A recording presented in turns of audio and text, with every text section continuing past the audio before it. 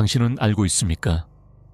술 한 잔에 점잔을 빼고 2잔에 춤을 추고 3잔에 미치광이가 되는 진짜 이유를 오늘 밤 당신의 술잔 속에 깃든 피비린내 나는 저주를 들려드리겠습니다.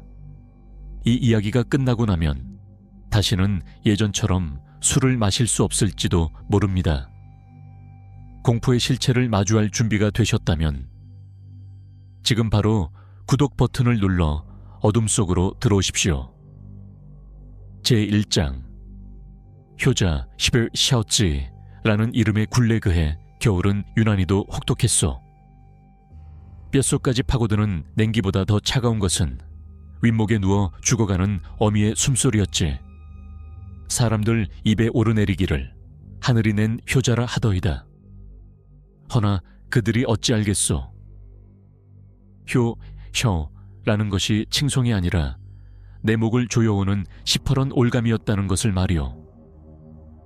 어미의 병은 기이했소. 산 사람의 몸에서 송장 썩는 내음이 진동을 하고 먹은 것도 없이 검은 피를 토해내니 좋다는 약재를 다 써보아도 그저 밑 빠진 독에 물 붓기였지. 한 번은 내 허벅지 살을 도려내어 그 피를 어미 입에 흘려 넣었소.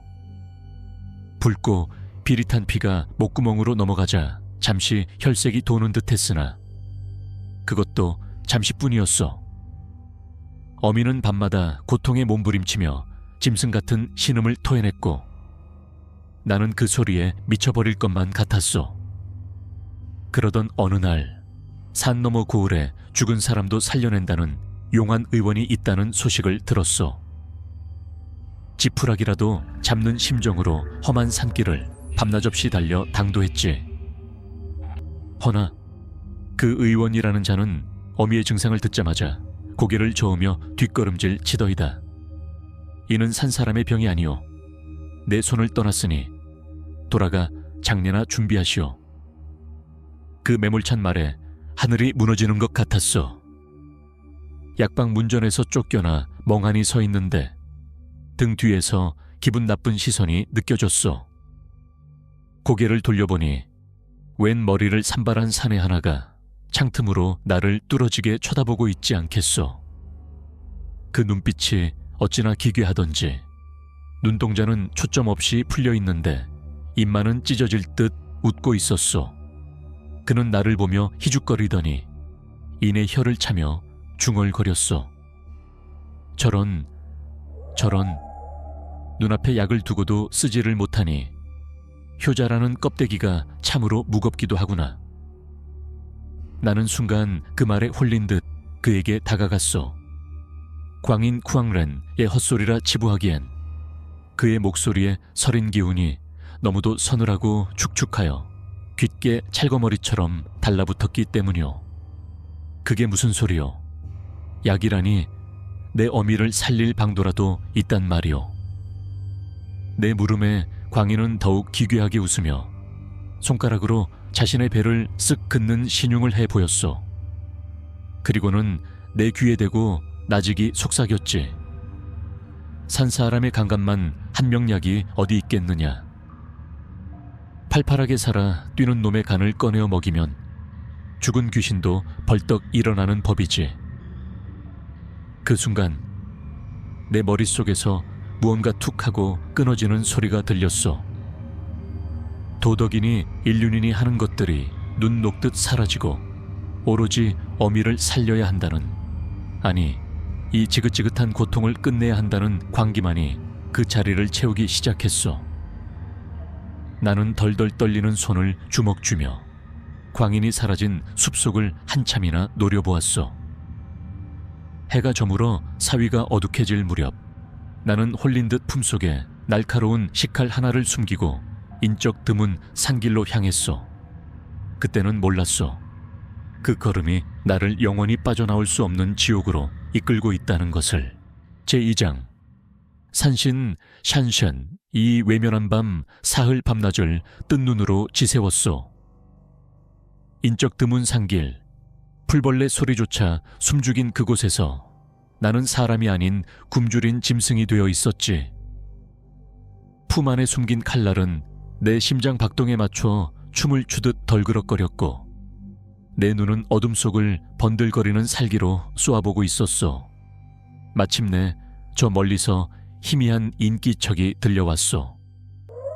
허름한 갓을 쓰고 도포자락을 휘날리며 걸어오는 행색이 초라한 선비 하나였소. 그는 아마도 과거를 보러 가거나 혹은 낙향하는 길이었겠지. 허나 내게 그는 그저 어미를 살릴 약자에 그 이상도 이하도 아니었소. 그가 내 앞을 스쳐 지나가는 찰나 나는 생각할 겨를도 없이 튀어나갔소. 단말마 비명조차 제대로 지르지 못한 채 선비는 털썩 바닥으로 고꾸라졌소. 내 손에 들린 식칼은 이미 그의 목을 꿰뚫고 있었고 붉은 선혈이 내 얼굴과 손을 뜨겁게 적셨소. 사람을 죽였다는 공포보다 이제 어미를 살릴 수 있다는 기이한 희열이 내 온몸을 휘감더이다. 나는 떨리는 손으로 그의 복부를 갈랐소.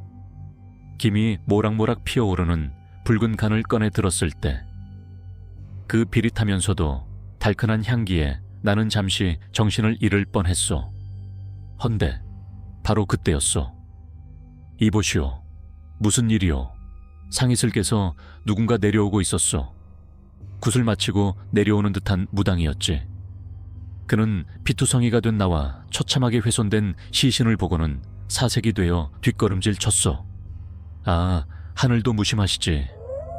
어찌하여 내게 이런 시련을 주시는가? 이 사실이 발각되면 어미를 살리기는커녕 내 목이 먼저 달아날 판이었소. 내 이성은 마비되었고 본능만이 나를 움직였소. 본 것을 입 밖으로 낼 수는 없을 것이요. 나는 미친 듯이 달려가 무당을 덮쳤소. 살려달라 애원하는 그의 눈빛을 외면한 채 나는 또다시 칼을 휘둘렀소. 구판의 방울소리가 짤랑거리다 툭하고 끊어지듯 그의 숨통도 그렇게 끊어졌소. 순식간에 두 구의 시신이 내 발치에 나뒹굴었소. 나는 피 묻은 손으로 얼굴을 쓸어내리며 울부짖었소. 이것이 효도인가? 아니면 짐승만도 못한 폐륜인가? 허나 후회하기엔 너무 늦어버렸소. 나는 서둘러 두 사람의 배를 갈라 간을 취하고 그들의 시신을 인적 드문 숲속 깊은 곳 커다란 고목 아래 구덩이를 파고 대충 묻어버렸소. 미안하오. 부디 저승에서라도 편히 가시오. 내 어미만 살리고 나면 평생 속죄하며 살겠소. 흙투성이가 된 손을 비비며 몇 번이고 절을 올린 뒤 나는 도망치듯 산을 내려왔소. 품 안에는 아직 온기가 식지 않은 두 개의 간이 꿈틀대듯 들어있었지. 집에 당도하니 어미는 이미 숨이 턱 밑까지 차올라 사경을 헤매고 있었소. 나는 부엌으로 달려가 핏물을 대충 닦아내고 그 끔찍한 약재를 다렸소. 검붉은 탕약이 목구멍으로 넘어가자 거짓말처럼 어미의 거친 숨소리가 잦아들기 시작했소. 죽어가던 어미의 얼굴에 희미하게 혈색이 도는 것을 보며 나는 피 묻은 손을 뒤로 감춘 채 하염없이 눈물을 흘렸소. 그것은 안도의 눈물이자 다시는 돌아갈 수 없는 강을 건너버린 자의 절망 섞인 통곡이었소. 제3장. 원한이 피워낸 붉은 나달, 어미가 털고 일어난 뒤로 집안에는 다시 온기가 돌았으나 내 마음속은 한겨울 삭풍이 부는 듯 황량하기 그지없었소. 밤이면 감은 눈 위로 피를 토하며 죽어가던 선비와 목이 꺾인 무당의 얼굴이 둥둥 떠다녔으니 잠 한숨 편히 잘 수 있었겠소. 결국 나는 견디다 못해 제수용 음식을 조금 장만하여 그 끔찍한 숲으로 향했소. 억울하게 죽은 원혼들이나마 달래주면 이 죄책감이 조금은 덜어질까 싶은 얄팍한 마음이었지. 달빛조차 들지 않는 음산한 고목 아래 세 사람이 묻힌 봉분 앞에 술을 따르고 절을 올리려던 찰나였소. 크흐흐흐. 제놈이 죽여놓고 제사를 지낸다. 지나가던 개가 웃을 일이로구나. 등골이 오싹해지는 웃음소리에 화들짝 놀라 뒤를 돌아보니 나무 그늘 속에 그 광인이 서 있지 않겠소. 첫날 약방에서 마주쳤던 그 기분 나쁜 눈빛의 사내 말이오. 그는 마치 모든 것을 지켜보고 있었다는 듯 흑투성이가 된 봉분을 가리키며 낄낄거렸소. 내가 다 보았지. 내 놈이 칼을 휘두르고 배를 가르고 이 구덩이에 쳐넣는 꼴을 말이다. 그는 비틀거리며 다가오더니 갑자기 봉분 위로 몸을 던져 흙을 파헤치기 시작했소. 이놈들을 꺼내어 고을 사람들에게 보여주면 효자 껍데기를 쓴 내 놈의 실체가 낱낱이 드러나겠지. 비비린내, 나는 살인귀라고 말이야. 그의 손톱 밑에 흙이 끼고 묻어두었던 시신의 옷자락이 보이기 시작하자 내 머릿속은 하얗게 타버렸소. 이대로 두면 끝이다. 어미도 나도 모든 것이 끝장이다. 그 생각 하나가 머리를 스치자 내 손은 이미 발치에 있던 큼지막한 돌덩이를 집어 들고 있었소. 닥쳐라. 제발 닥쳐. 억, 둔탁한 파열음과 함께 광인의 머리통이 으깨졌소. 비명은 한 번 제대로 지르지 못하고 그는 자신이 파헤치던 구덩이 속으로 고꾸라졌소. 선비와 무당, 그리고 광인까지. 이제 그 나무 아래에는 세 구의 시신이 엉겨 붙게 된 것이요. 나는 덜덜 떨리는 손으로 흙을 다시 덮고 쫓기듯 그곳을 빠져나왔소. 그 뒤로 한동안은 그 근처엔 얼씬도 하지 않았소. 허나 사람 마음이라는 게 참으로 간사하더이다. 비밀을 아는 유일한 목격자가 사라지니 죄책감보다는 안도감이, 그리고 그 무덤이 잘 있는지 확인하고픈 기이한 호기심이 고개를 들더란 말이오. 몇 달이 지난 어느 날 나는 홀린 듯 다시 그 숲을 찾았소.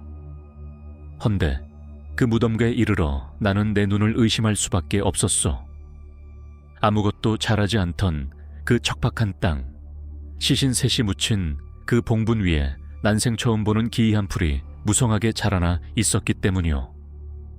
잎은 검푸르고 줄기는 핏빛처럼 붉은데 그 끝에 매달린 열매들이 마치 사람의 뼈마디 같기도 하고 핏방울 같기도 한 것이 바람이 불 때마다 사그락거리며 곡소리 같은 소리를 내더이다.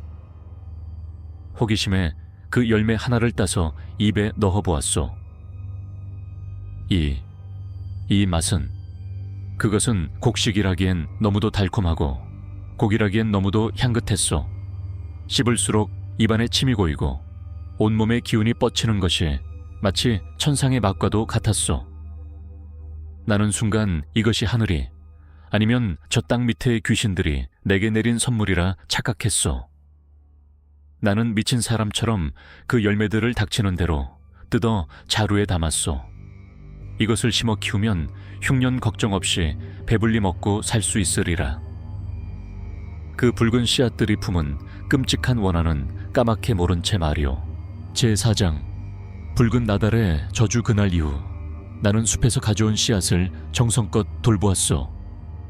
흙을 갈고 물을 주며 매일같이 그 싹을 틔우기를 기도했지. 하지만 내 마음 한구석에는 뼛속까지 스미는 죄책감과 함께 무언가 잘못되어 가고 있다는 불길한 예감이 떨치지 않았소. 신기하게도 그 씨앗은 놀라울 정도로 빨리 자라났소. 며칠 지나지 않아 싹이 트고 순식간에 어른 키만큼 자라나더니 며칠 후에는 붉고 탐스러운 열매를 맺기 시작했소. 마치 핏방울을 달아놓은 듯한 그 열매는 갖다서 입에 넣었을 때 달콤하면서도 기묘한 향이 입안 가득 퍼졌지. 나는 그제야 깨달았소. 이것이 평범한 과일이 아니라는 것을. 나는 용기를 내어 그 열매 하나를 입에 넣었소. 혀끝에 닿는 순간 쌉싸름하면서도 달콤한 첫맛 뒤로 뼛속까지 저릿한 이질적인 감각이 퍼져나갔소. 하지만 이상하게도 몸이 가벼워지는 듯했고 머릿속은 맑아지는 느낌마저 들었지. 이게 무슨 맛이지? 내 뇌리 속에서 무언가 떠나갈 듯 말 듯 맴돌았어. 곧이어 떠오른 것은 며칠 전 내가 끔찍하게 죽였던 광인, 그리고 무당의 얼굴이었어. 그들의 붉은 피와 하얀 골수가 뒤섞여 흙 속으로 스며들던 장면이 마치 어제 일처럼 생생했지. 그렇구나. 나는 그제야 무언가 깨달았소. 어미를 살리겠다던 나의 어리석은 욕망이 결국 끔찍한 결과를 초래했다는 것을. 내가 묻었던 그 숲속의 시신들, 그들이 흘린 피가 자양분이 되어 피어난 이 기이한 열매가 결국 나를 죄악의 구렁텅이로 몰아넣고 있었던 것이오.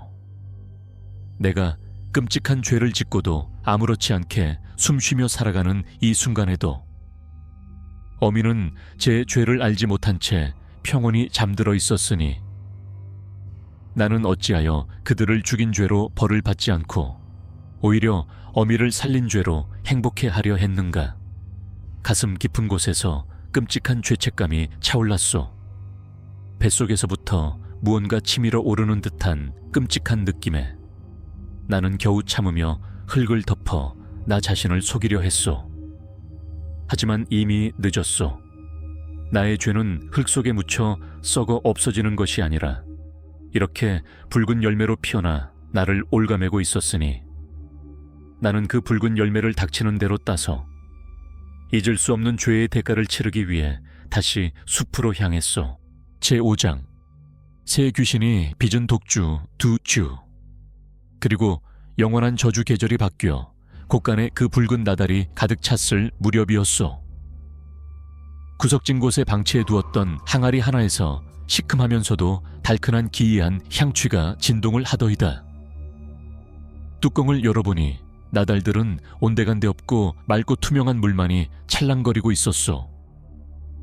그것은 마치 썩어 문드러진 시신에서 흘러나온 진액 같기도 하고 한 맺힌 귀신의 눈물 같기도 했어. 향이 참으로 기가 막히구나. 나도 모르게 그 물을 한 바가지 떠서 들이켰어. 목구멍을 타고 흐르는 짜릿한 전율, 뒤이어 찾아오는 몽롱한 취기. 그것은 이승의 맛이 아니었어. 나는 무릎을 탁 치며 생각했지. 어미의 왕쾌를 축하하는 잔치에 이보다 더 좋은 것은 없으리라고 말이오. 잔칫날 고을 사람들이 마당에 가득 모였어. 나는 그 기이한 물, 아니 술을 동네 사람들에게 아낌없이 퍼주었어. 자 드시오. 우리 어미를 살린 하늘이 내린 곡차, 곡차요. 사람들은 처음 맛보는 기묘한 술맛에 홀려 한 잔, 두 잔 영어푸잔을 비웠어. 헌데 술이 들어가자 사람들의 꼴이 점차 변해가기 시작했어. 한 잔이 들어가니 평소 무식하고 거칠던 사내들이 마치 선비처럼 점잔을 빼며 예의를 차리고 시를 읊조리는 척을 하더이다. 허허, 이거 참으로 풍류가 넘치는 밤이로군. 두 잔이 들어가니 갑자기 사람들이 덩실덩실 춤을 추고 노래를 부르며 구판을 벌인 무당처럼 흥에 겨워 날뛰기 시작했어. 지화자, 좋다. 오늘 밤은 귀신도 춤추고 나도 춤추는구나. 여기까지는 그저 흥겨운 잔치 같았어. 허나 세 잔이 들어가자 사달이 나고 말았어. 사람들의 눈동자가 핏빛으로 뒤집히더니 입가에 거품을 물고 짐승 같은 괴성을 지르며 광인처럼 변해버린 것이오. 그들은 이유도 없이 서로의 멱살을 잡고 상을 뒤엎으며 이빨을 드러내어 옆 사람의 살점을 물어뜯기 시작했어. 크악, 죽여, 다 죽여버려. 순식간에 잔치판은 아비규환의 생족으로 변해버렸어. 피가 튀고 살점이 흩날리는 그 끔찍한 광경 속에서 나는 멍하니 서 있을 수밖에 없었어. 선비의 가식, 무당의 광기, 그리고 미치광이의 폭력. 그것은 내가 죽여서 저 붉은 나달 밑에 묻어버린 세 사람의 원혼이 사람들의 몸을 빌려 되살아난 것이었어. 아, 안 돼. 멈추시오. 제발 멈추시오. 내가 울부짖으며 말려보려 했으나 광기에 사로잡힌 마을 사람들은 이미 사람이 아니었어. 그때 피칠갑이 된 사람들 사이로 나측은 형상셋이 아른거리더이다. 목이 뚫린 선비, 배가 갈라진 무당, 머리가 깨진 광인. 그들은 나를 향해 손가락질하며 깔깔대고 웃고 있었소. 네가 시작한 일이다. 네가 뿌린 씨앗이니 네가 거두어야지.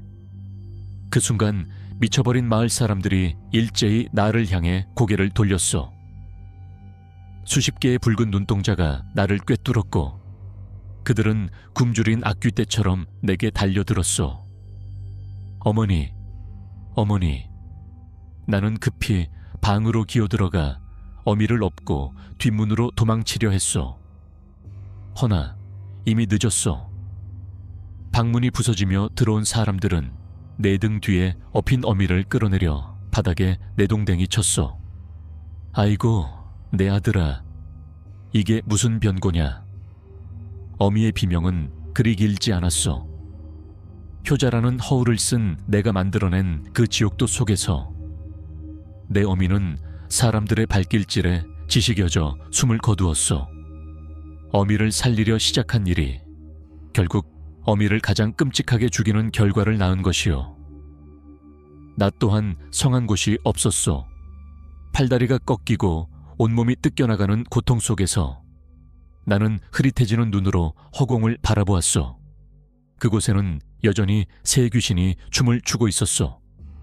그들은 내게 다가와 속삭였소. 우리는 약속을 지켰다. 네 어미를 잠시 살려주었으니 이제 그 대가로 너와 네 어미 그리고 이 마을 전체를 가져가마. 그것이 내 마지막 기억이오. 다음 날 아침 마을은 시산혈해 시산시하이가 되어 있었고 살아남은 자는 단 한 명도 없었다 하오. 후대 사람들은 내가 숲에서 가져와 심었던 그 붉은 나달을 한밀람이라 불렀소. 누군가 나를 밀쳐내고 죽였다 하여 붙여진 이름이라더군. 그리고 그 나달로 빚은 물을 술이라 불렀는데 이는 술술 넘어간다 하여 붙여진 이름이라 하오. 지금도 사람들은 술을 마시면 변하지 않소. 한 잔을 마시면 선비처럼 점잔을 빼고 두 잔을 마시면 무당처럼 호기를 부리며 놀다가 세 잔을 넘어가면 광인처럼 사나워져 개가 되는 것. 그것은 바로 그 옛날 어리석은 효자가 죽여 거름으로 삼았던 세 사람의 원혼이 아직도 그 술잔 속에 녹아들어 사람들의 혼을 빼앗고 있기 때문이라오. 부디 잔을 들 때 조심하시오. 그 달콤한 향기 밑에 피비린내 나는 저주가 도사리고 있을지니. 오늘 밤 당신이 기울이는 술잔에 혹시 비릿한 피냄새가 나지는 않습니까? 새 귀신의 원혼은 여전히 사람들 틈에 섞여 다음 재물을 찾고 있을지 모릅니다. 이 끔찍한 저주에서 살아남고 싶다면, 그리고 매일 밤 찾아오는 공포를 놓치고 싶지 않다면 지금 바로 구독과 좋아요를 눌러주십시오. 뒤를 돌아보지 마세요. 그들이 당신을 보고 웃고 있을 테니까요.